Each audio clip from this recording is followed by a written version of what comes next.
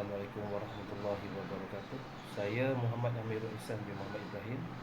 Nombor matrik saya adalah 880-220-035669-001. Hari ini saya ingin membentangkan untuk subjek psikologi industri, yang mana tajuknya adalah kesan ketegangan geopolitik terhadap kesejahteraan pekerja dan tingkah laku di tempat kerja. Pernahkah anda terfikir adakah pergolakan berlaku beribu-ribu batu jauhnya boleh menjejaskan tumpuan anda di meja kerja? Jawapannya adalah ya. Mari kita mengupas satu topik kritikal, kesan ketegangan geopolitik terhadap kesejahteraan pekerja dan tingkah laku di tempat kerja. Sebelum itu, mari kita lihat dari lensa psikologi industri. Secara ringkas, ia adalah kajian saintifik tentang tingkah laku manusia di tempat kerja, bertujuan untuk mengoptimumkan prestasi dan kesejahteraan. Namun, kesejahteraan ini semakin tercabar oleh geopolitik, iaitu cara geografi dan politik antarabangsa mempengaruhi interaksi dan kuasa dunia. Hari ini, ketegangan global seperti perang Rusia-Ukraine dan konflik Israel-Hamas bukan sekadar tajuk berita.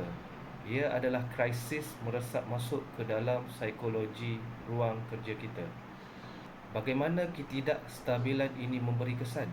Mari kita lihat dari dua sudut, pekerja dan organisasi. Bagi pekerja, berita peperangan dan ketidakstabilan pasaran mencetus tekanan, kebimbangan yang tinggi dan rasa ketidakpastian pekerjaan.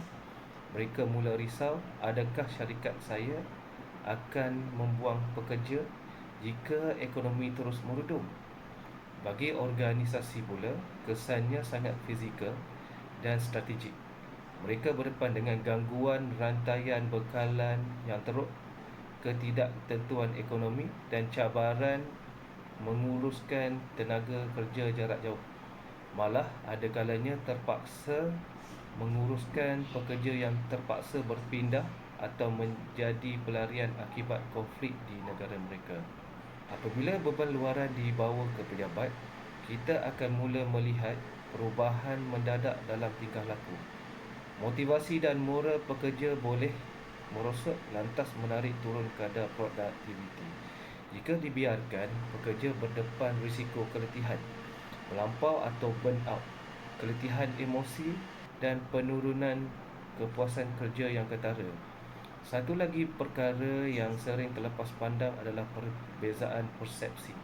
Dalam pasukan yang pelbagai budaya, seorang pekerja yang berasal dari negara bergolak akan memikul beban emosi yang jauh lebih berat berbanding rakan sekerja yang sekadar menjadi pemerhati.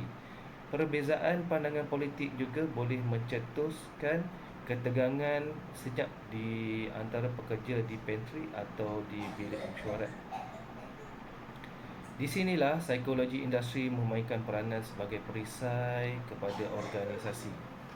Di sinilah psikologi industri memainkan peranan penting sebagai perisai kepada organisasi. Pertama, organisasi mesti secara proaktif menyokong kesejahteraan pekerja melalui program pengurusan tekanan dan akses kepada bantuan kesihatan mental. Kedua, meningkatkan kualiti komunikasi dan kepimpinan. Semasa krisis, pekerja mencari pemimpin yang telus, jujur dan berempati. Ketiga, menggalakkan persekitaran kerja yang inklusif. Tiada siapa yang patut berasa terasing atau didiskriminasi berdasarkan latar belakang negara mereka. Dan keempat, penggunaan strategi psikologi seperti reka bentuk kerja yang fleksibel serta pengiktirafan bermakna untuk mengekalkan pelibatan dan prestasi kerja tanpa memaksa mereka ke tahap burnout. Sebagai kesimpulan, pemisahan antara isu global dan isu tempat kerja kini hanya satu ilusi. Isu global memberi kesan langsung kepada psikologi pekerja dan dinamika tempat kerja kita. Seruan saya kepada semua pemimpin dan organisasi di luar sana, jangan tunggu sehingga moral pasukan hancur. Berilah perhatian yang serius kepada kesejahteraan psikologi pekerja anda dalam menavigasi keadaan global yang tidak menentu ini. Pada akhirnya, organisasi yang paling utuh adalah organisasi yang menjaga minda dan hati orang-orang serta pekerja-pekerjanya. Sekian, terima kasih.